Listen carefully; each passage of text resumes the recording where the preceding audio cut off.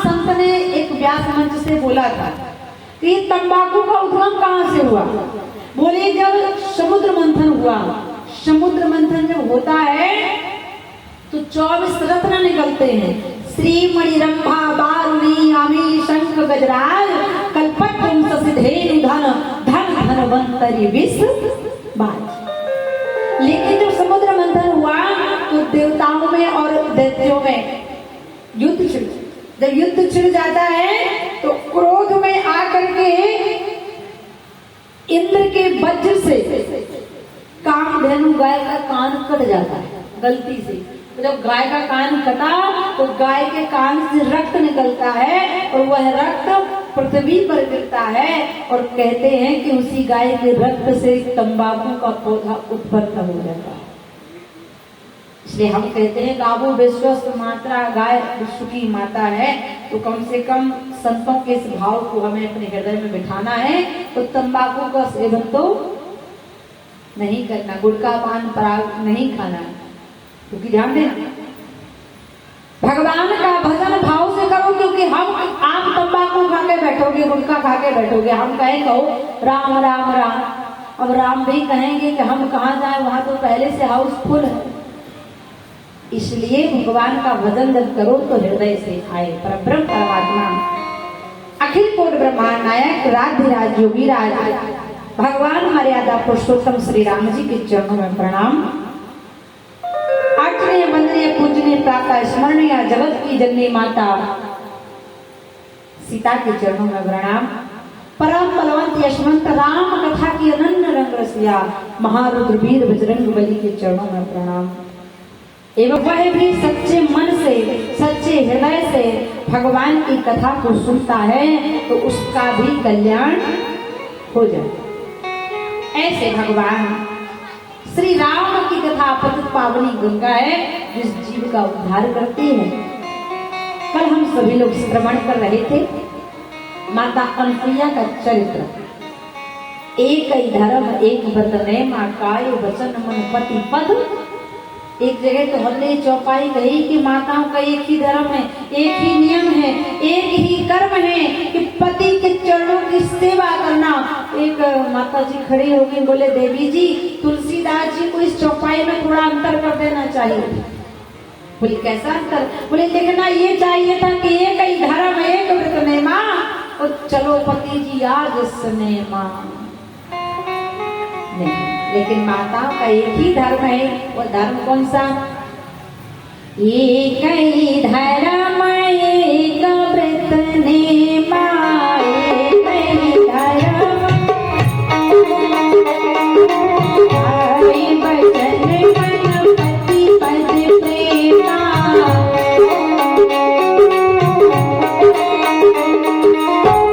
राम कहो राजा, राम कहो हनुमान कहो, राम कहो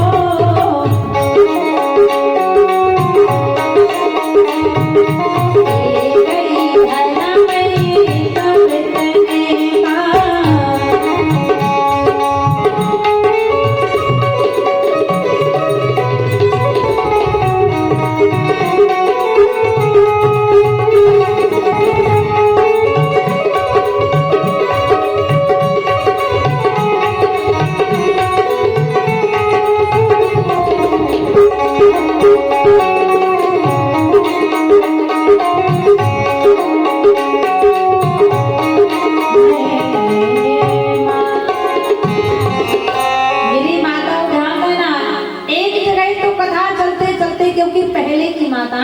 जब बेटियों की विदा करती थी, विदाई करती थी तो उन्हें कितनी सुंदर शिक्षा देती थी।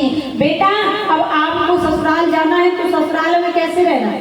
बोले सास की सेवा करना, ससुर की सेवा करना, देवरानी जेठानी मिलकर रहना, ननद को अच्छे भाव से रखना और सबको खिलाना, इसके बाद में खुद खाना। कितनी सुंदर शिक्षा पहले की माताएं दे रही थी। क्या कहती थी जब बेटी की विदाई करती थी कि अरे मेरी प्यारी बेटी जाना है पराए घर में, तो ससुराल में जाकर दोनों कुल की निभाना तुम, है ना? और क्या कहती है कि सबको खिलाना, हे बेटी बाद में खाना, दोनों कुल की लाज बचाना। कितनी सुंदर शिक्षा देती थी। सास ससुर की सेवा करना, पति की सेवा करना, सबको भोजन कराना, इसके बाद तुम करना। लेकिन आजकल मैंने देखा है, आजकल कोई माँ अपनी बेटी की विदाई करती है तो ऐसी शिक्षा बहुत कम माताएं हैं जो देती। आजकल माताएं क्या कहती है कि अरे मेरी बेटी तुम्हें जाना है पराए घर में, तो ससुराल में जाकर किसी से डर कर ना रहना तुम। और क्या कहते, ससुराल जाना तो क्या करना, बोले एक बात तुम्हें अगर कहेगा कोई मेरी बेटी, तो चार बात उल्टा तुम उसको सुनाना। सास या ननद एक बात कहे तो तुम उल्टा चार चाल सुना देना, अपने आप इसकी बैटरी स्विच ऑफ हो जाएगी। पर इतने में भी अगर दिक्कत हो तो क्या करना, बोले अभी एक बार जाकर देखो ससुराल में कैसा रहता है, इतनी बड़ी फैमिली में कौन एडजस्ट करेगा। तो एक काम करना, एक बार जाओ तो दूसरे बार क्या करना। कलयुगी माँ कलयुगी बेटी को क्या कहती है कि एक बार दो बार जाकर तू देखिया, तीसरी बार यारों को चूहो रखवैयो। इतनी बड़ी फैमिली में कौन रहे जाकर के बिलासपुर रायपुर भाटा पारा में रहना। तो अगर इतने में भी कोई दिक्कत हो मेरी बेटी ससुराल में तो क्या करना। कलयुग की माँ बेटी की विदाई में कहती कि इतने में भी कोई तुम्हें और करता है परेशान, तो पूरा जेवर पहन कर तुम घर को आ जाना।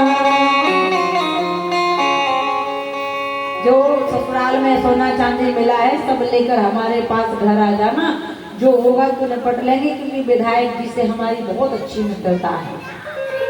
ना जो माँ अपनी बेटी को ऐसी शिक्षा देती है, मेरी प्यारी माताओं ध्यान में लेना, ना वह माँ जीवन में कभी सुखी रहती है और ना उसकी औलाद कभी सुखी रहती है। ससुराल जाएगी तो उसकी किसी से नहीं बनेगी, ना वो मान पाएगी ना सम्मान पाएगी। इसलिए अच्छी शिक्षा देना।